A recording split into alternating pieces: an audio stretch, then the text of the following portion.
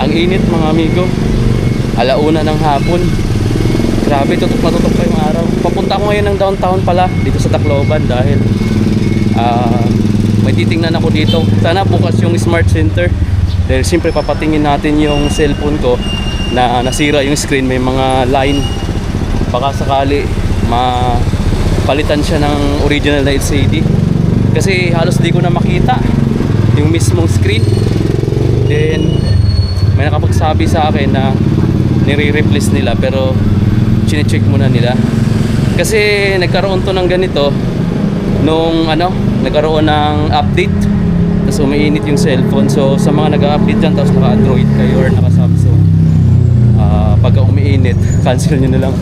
Kasi doon lumabas yung mga green line. Maliit lang yun yung una, tapos doon marami araw-araw siya. Lumalaki yung tapos nagkakaroon siya ng mga konti-konti. Basta dumadami siya. Isa to sa napapansin ko dito, yung sidewalk na to. May poste, may metro ng tubig. Paano makakadaan yung tao? Dito naman tapos may mga taipan ang aso.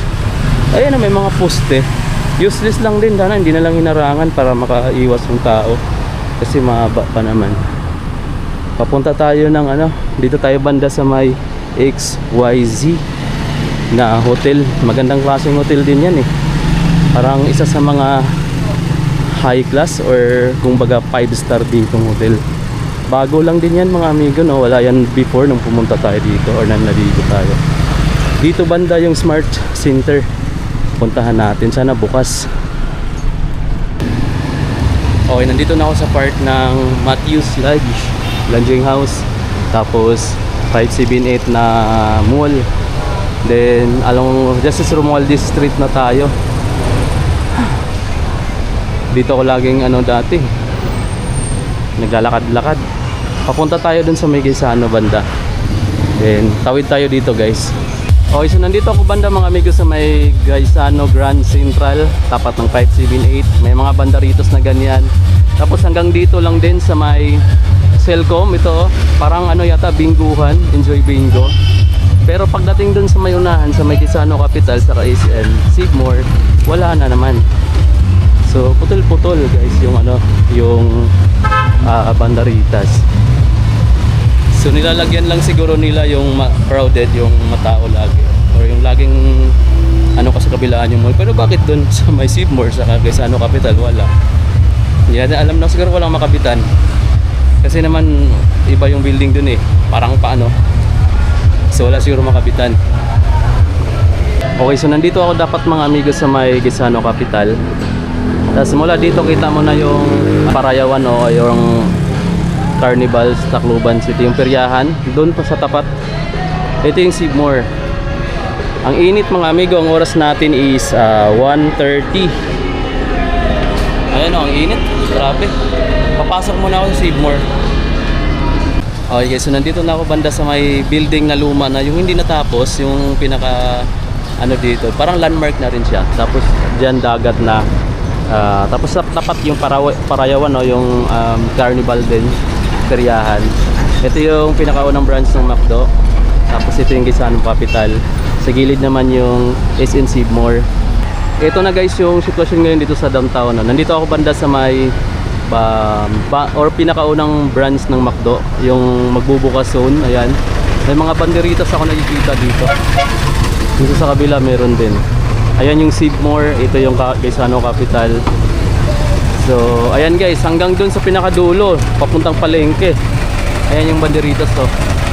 So puntahan nyo mga amigo dito kung pupunta kayo sa fiesta. June 30 yung fiesta dito sa Tacloban City mga amigo. Dito sa Liti mga amigo Tapos yung carnival nila is nasa tapat lang din natin. Lumilim lang tayo dito dahil mainit. Grabe. So ayan guys yung update. June ngayon? Nasa June ba ngayon? June 12 Friday. Independence Day pala ngayon. Kaya ayan. Gusto ko sana maglakad papunta pa doon kaso mainit. Kaya dito lang ako. Wala masyadong tao na naglalakad ngayon mainit So yeah. Ayan yung yung lumang building na hindi natapos-tapos na sikat na building na yan Parang landmark na rin yan dito. So paano mga amigo, babay muna at uwi na ako. And then dito na lang natin tapusin to vlog. office. Ito guys, may mga bandaritas na dito banda.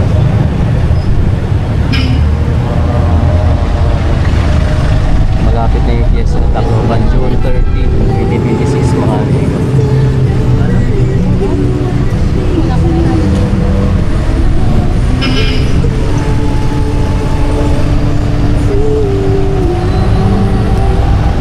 Mula dun sa SMC More hanggang Imelda, eskina sa Imelda, yung bandaritas. Tapos putol-putol na.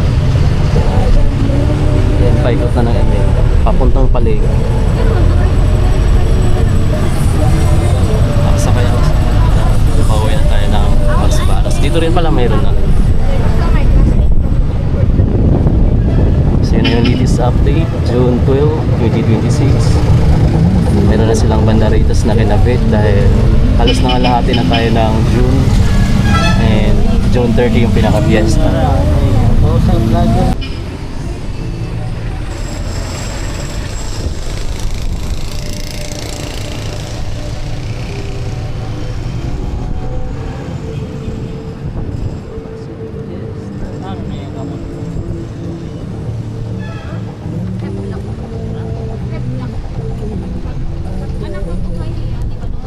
Nandito tayo banda sa may Diwo Hospital or Divine World Hospital. Yan sa may Diwo guys. Yan, putol na wala ng barderitos dito. Tapos sa Rina magkakaroon.